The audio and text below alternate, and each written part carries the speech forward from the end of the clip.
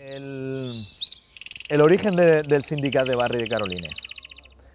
Pues realmente surge de una organización previa que se dio cuando el confinamiento y toda la crisis que hubo derivada de la COVID y de estar todos encerrados y sin poder salir.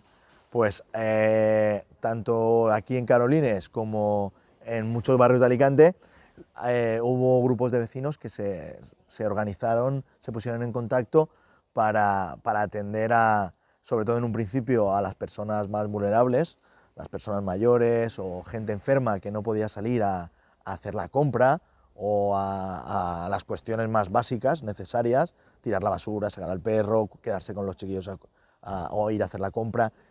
Y entonces surgió de ahí, y aquí en el barrio surgió un grupo de apoyo mutuo que estuvo funcionando bastantes meses y que se dedicaba a eso, de atender a las llamadas de urgencia de vecinos, a través coordinados un poco con la asociación de vecinos de aquí del barrio.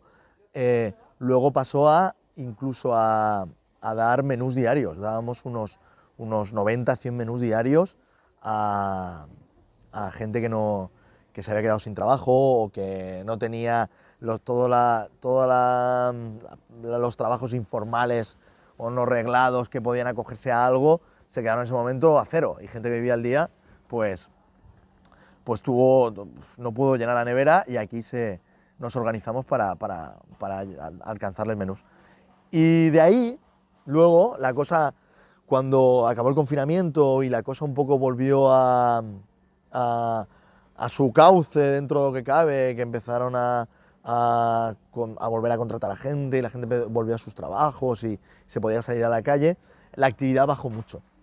Pero ese potencial que había de un montón de vecinos que de manera casi espontánea habían ido a llamar a la puerta de algunos colectivos que había en el barrio organizados, esa es la suerte que teníamos aquí, que había este espacio, esta asociación de vecinos, pues veíamos que de esos primeros problemas, que era que lleva a no tener renta, no tener nada que te entre a casa de dinero, que era llenar la nevera, cuando habías conseguido llenar la nevera, pero no te llegaba a poder pagar el alquiler o poder pagar la hipoteca, o todos los problemas derivados de no tener dinero. Y ahí es cuando empezaron a llegarnos problemas o avisos de conflictos de vivienda, de luz, de cortes de agua. Y entonces se hizo un debate y se decidió transformarnos para intentar abordar ese tipo de problemas. Y cogiendo el testigo un poco de todo el movimiento que había alrededor de todo el Estado sobre sindicatos de inquilinos, pues aquí decidimos montar uno, el Sindicat de Barri de Carolines. El objetivo del Sindicat de Barri de Carolines realmente es un ejercicio, o sea, un colectivo de tejer solidaridad, sobre todo para cuestiones en principio de emergencia, que es como ha venido funcionando hasta ahora. Parar desahucios, intentar dar información para cómo acogerse a la moratoria esta del Real Decreto, cómo pedir un abogado de oficio, de todo tipo de cosas, sobre todo de emergencia. Una vez, así es como la gente se suele acercar. Una vez esas cuestiones se han conseguido parar, y hay un tiempo, hay un plazo para poder trabajar, sobre todo nos hemos dedicado a intentar configurar o enhebrar causas colectivas, para que se vea que la problemática de la vivienda no es un caso, no es un tema aislado de un afectado en concreto, sino que nos afecta a todos, sobre todo a la gente que vivimos en barrios obreros, que el problema de la vivienda tiene la cara del desahucio como última instancia y la más grave de todas, pero también está el tema de no poder ni emanciparte, o que te vayan subiendo el alquiler y tengas ese problema en un futuro.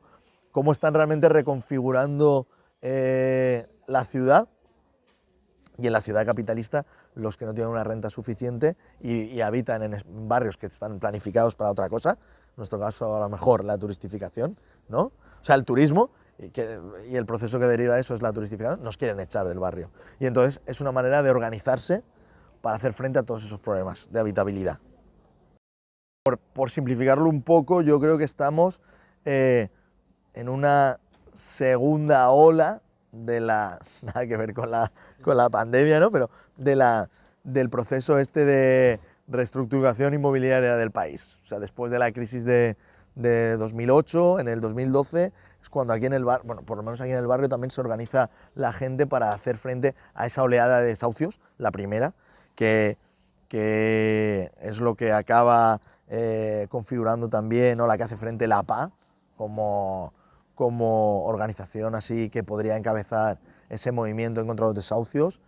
Y ahí hay un momento de parón, entre comillas, no de parón, pero sí de invisibilización, de los casos realmente disminuyen, siguen habiendo, pero no se visibiliza. Y ahora hay un momento en el cual sí que esta es la segunda fase del proceso, que es toda esa gente que donó la casa a los bancos, dación en pago, que tuvo problemas con la hipoteca en su momento y se quedaron en régimen de alquileres, muchas veces alquileres sociales, ahora no se están renovando el alquiler. Esto está haciendo que haya una nueva oleada de desahucios, así, muy simplista, o sea, lo he explicado de manera muy simplista, ¿no? Pero es un poco lo que está pasando.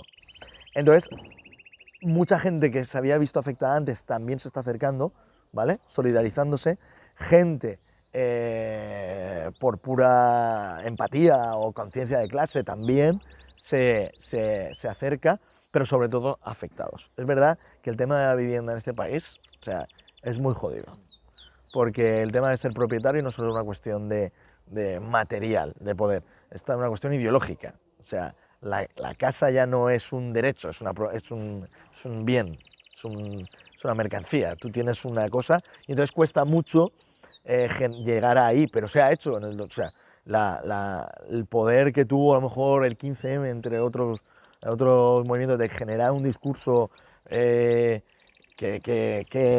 rompiera barreras y estratos y que todo el mundo, y volviera a poner en el centro que la vivienda es un derecho y que estaba siendo súper sangrante. Eso ahora yo creo que también ese es uno de los objetivos que se intenta, ¿no? Volver, aparte de intentar abordar los casos urgentes o específicos, poner otra vez en el debate de que la vivienda, tal y como dicta la Carta Magna, es o no un derecho, ¿no? Y ahí es donde estamos. Son las viviendas propiedades de entidades bancarias que se las quedaron por los impagos, sobre todo hipotecarios, y ante la resistencia o la oleada que hubo y las posteriores leyes que hicieron que la cosa se cortaran un poquito, pues quedaron ahí en stand-by. Fue lo que luego también muchas de ellas las asumió la Sareb, que es la sociedad esta de reestructuración del banco malo, ¿no?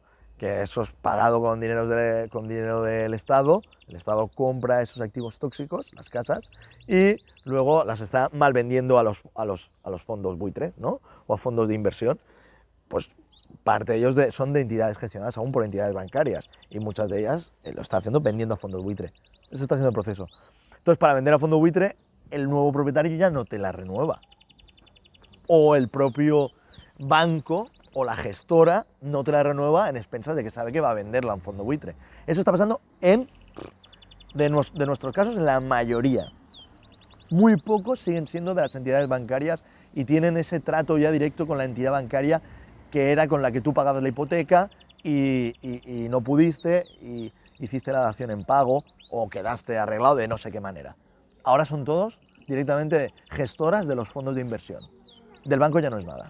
Vale. Y ha habido ejemplos de ayuntamientos, no sé si llegó a ser, no sé si me equivoco, si es Torrent o alguno de por aquí también, a nivel muy cercano, y luego pues que tienen el derecho de tanteo y retracto, que la administración lo que puede hacer antes que sea vendida, tiene el derecho de participar en esa subasta y quedarse la vivienda.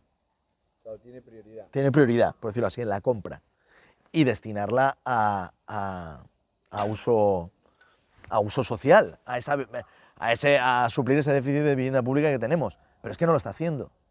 y nos consta por conversaciones con entidades y con otras organizaciones, con entidades bancarias, es que eso, previo a ponerlo a subasta, deben avisar a la administración y la administración es consciente. Y la Generalitat Valenciana no lo ha hecho. El Ayuntamiento de Alicante es que no lo va a hacer. No lo va a hacer, ni, no sé si por fondos, por voluntad seguro que no.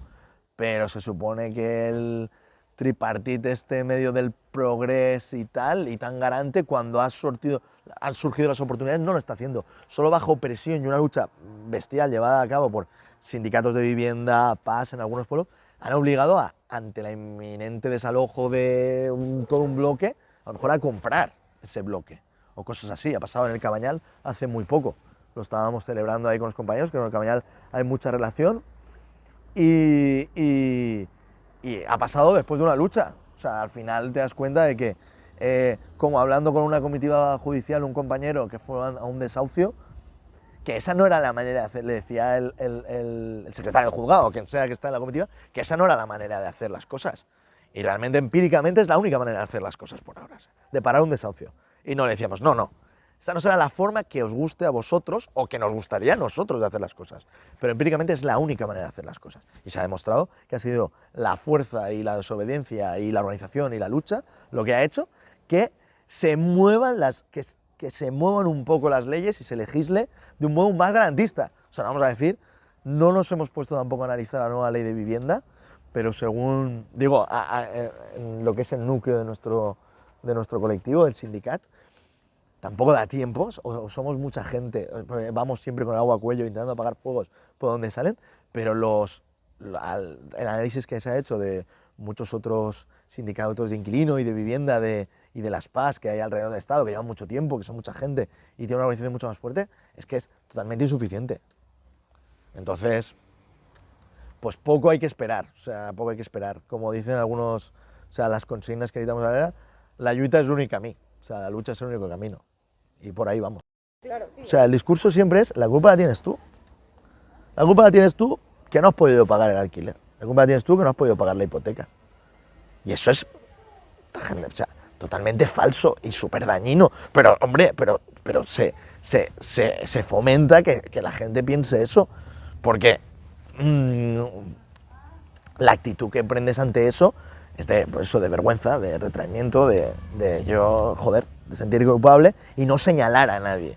Y entonces lo que intentamos es romper eso, o sea, juntándose, contando nuestras experiencias y señalando a quien realmente son culpables y viendo sus prácticas, que es que ya lo dejan fácil también, con saber hilar un poquito lo que ha pasado, las causas y consecuencias.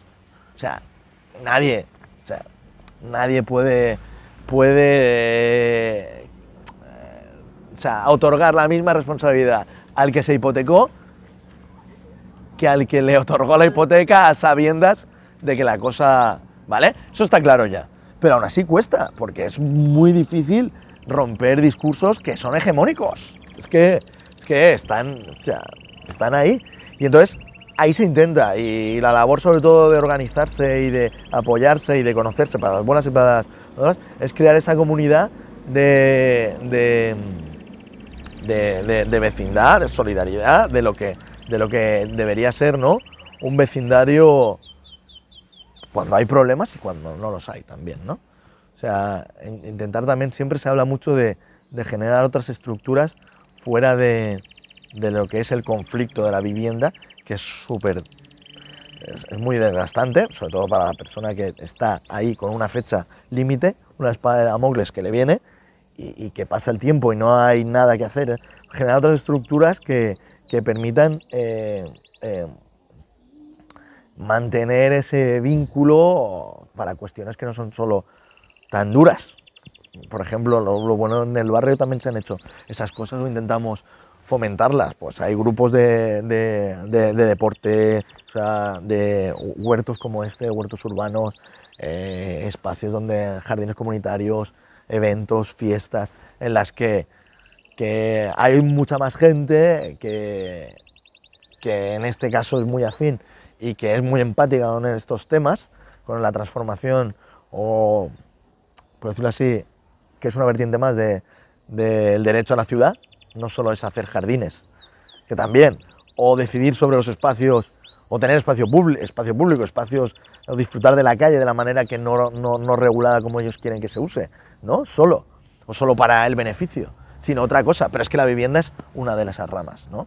Y entonces ahí es intentar construir una totalidad de una lucha contra la ciudad capitalista. Esto es mío. Ese es el final. Ese fue...